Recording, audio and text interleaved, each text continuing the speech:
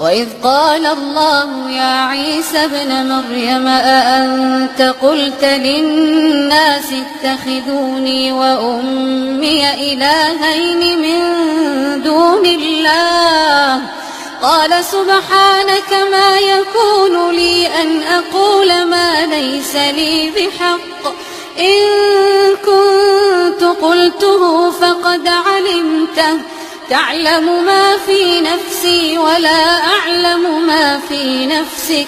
إنك أنت علام الغيوب ما قلت لهم إلا ما أمرتني به أن اعبدوا الله ربي وربكم وكنت عليهم شهيدا